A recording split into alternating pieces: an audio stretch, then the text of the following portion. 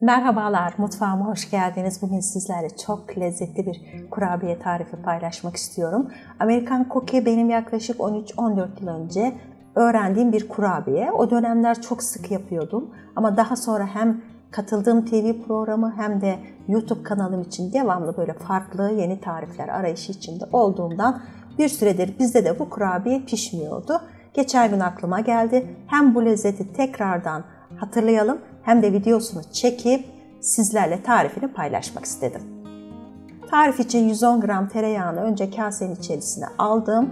Biraz mikserle karıştırdıktan sonra yağı, sonra yumurtayı içerisine ekledim. Tarifte tereyağı yerine margarin de kullanabilirsiniz ama tabii ki tereyağı kullandığınız kurabiye kadar lezzetli olmayacaktır. Onu da baştan söylemek isterim. İçerisine 4 yemek kaşığı yumurta ve margarin karıştıktan sonra 4 yemek kaşığı toz şeker, 1 çay bardağı da esmer şeker kullanıyoruz.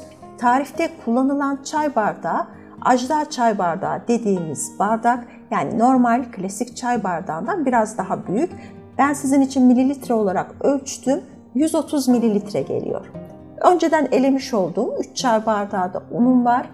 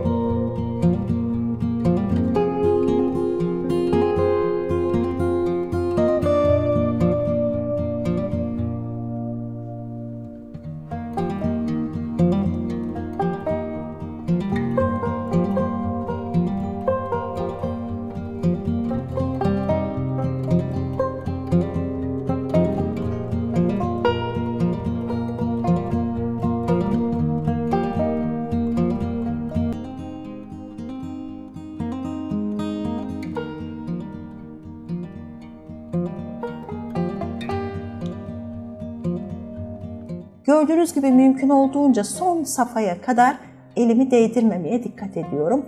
Yağ daha fazla yumuşamasın, hamur kıvamından daha cıvık olmasın diye. Bütün yağ unu hapsedene kadar en son safhada elimle yoğuruyorum. 1,5 çay bardağı da sütlü damla çikolata kullandım. İsterseniz bitter seviyorsanız bitter de kullanabilirsiniz veya evde biraz sütlü biraz bitter kalmıştır. Onları da karıştırarak kullanabilirsiniz. Hamura eşit bir şekilde damla çikolata yayılana kadar karıştırıyorum. Hamurun elimin ısısıyla kıvamının bozulmasına karşı ben bir sürede buzdolabında bekleteceğim. Üzerine bir streç film kapatabilirsiniz veya tüm hamuru buzdolabı poşetine koyarak 30 dakika kadar buzdolabında hamuru dinlendirin. Ben 12 tane yapacağım. Kaşıkla tek tek belirli boşluklar bırakarak tepsinin içerisine koyacağız. Çünkü kurabiye yayılıyor, büyüyor. O yüzden de aralarda mesafe kalması gerekiyor. Kaşıkla mutlaka koyun. Elinizle böyle top yaparak, yani normalde yaptığımız kurabiyeler gibi elinizde yuvarlayarak koymayın. O zaman yayılmıyor. Bir kere denedim çünkü. Daha kalın oluyor. Yani o incelikte kurabiyeler elde etmiyorsunuz. O yüzden kaşık kaşık, hani bu kaya kurabiyesini nasıl bırakıyoruz? Aynı o şekilde yapabilirsiniz. Hatta ben normalde dondurma kaşığıyla koyuyorum. Ama maalesef aldığım dondurma kaşıklarında bir talihsizlik var. Sırf kurabiye için alıyorum ve 2-3 sefer kullanımda bozuluyor. Onun için bu sefer kaşıkla belirli boşluklar bırakarak tepsimin içerisine yerleştirdim.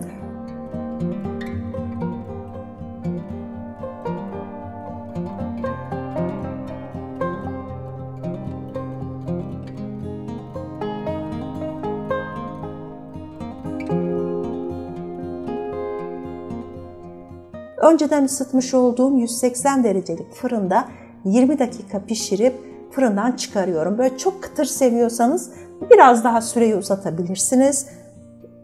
Fırından çıkardıktan sonra hiç dokunmuyorsunuz kurabiyelere. Kırılma yapıyor çünkü dokunursanız. Soğuduktan sonra afiyetle yiyebilirsiniz. Videomu izlediğiniz için teşekkür ediyorum. Lütfen Abone değilseniz abone olup yanındaki zili tıklamayı unutmayın. Kendinize çok iyi bakın, sevgiyle kalın.